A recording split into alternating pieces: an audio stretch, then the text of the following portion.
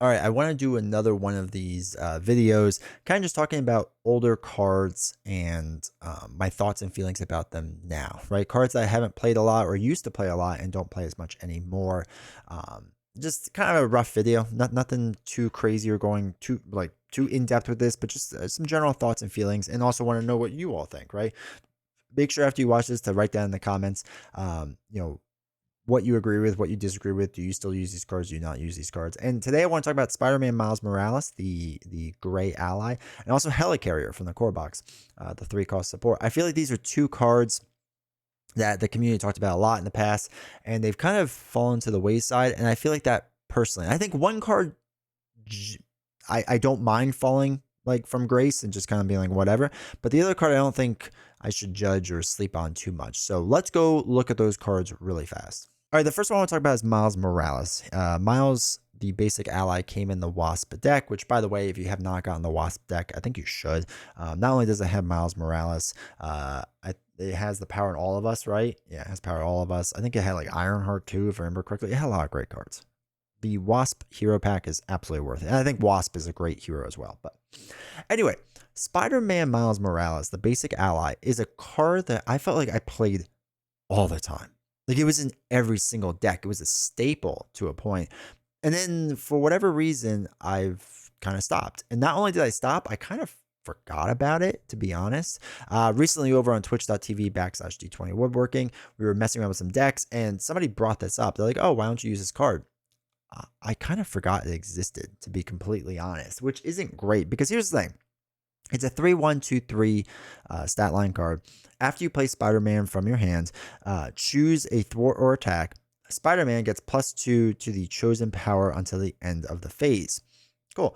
So it's one of those things where the 3/1/2/3 stat line is like, it's okay, right? It's nothing great, but it's okay.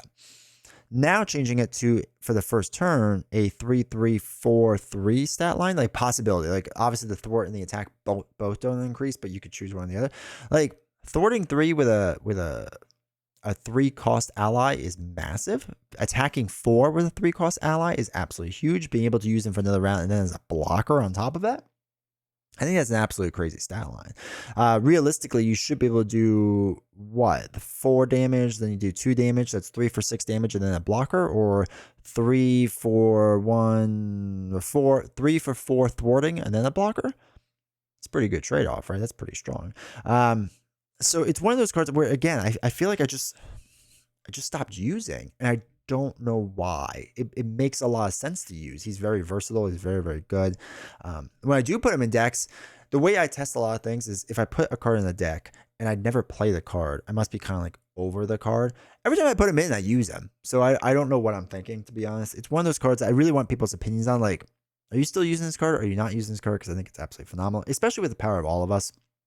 It helps make it a little bit cheaper. Obviously, we have the doubles in our decks, but the Power of All of Us, I do think, changed a lot. I think it is a strong card, and it's just one of those things that helps get Spider-Man Miles Morales out there. So I think this is a card you're going to start seeing in more decks that I play, because I like this card a lot, and I want to get back into using this card.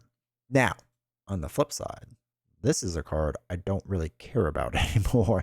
I don't see a huge reason to play this card outside of shield decks, right? If you're making a shield justice deck, yes, I get it then, right? The argument makes a lot of sense.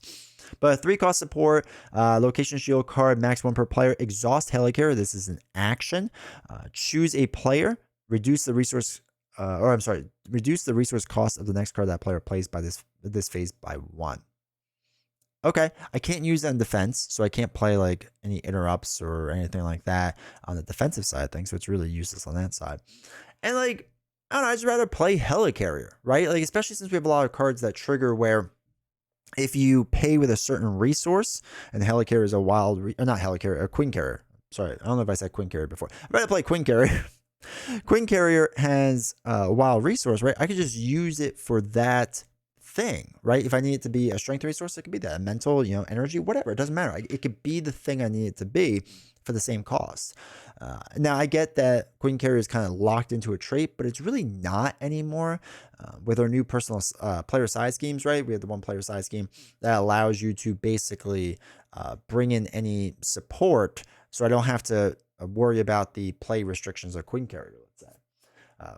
So Quin Carrier can almost go on anything now, right? There's so many things you could do now that Helicarrier seems kind of obsolete. Again, I get with the shield build argument, but I feel like I must be missing something. I don't know. I still see a few people play this and like build decks that feature this card, and I'm not 100% sure why. This is one card that I think I've definitely kind of forgotten about, and it's okay.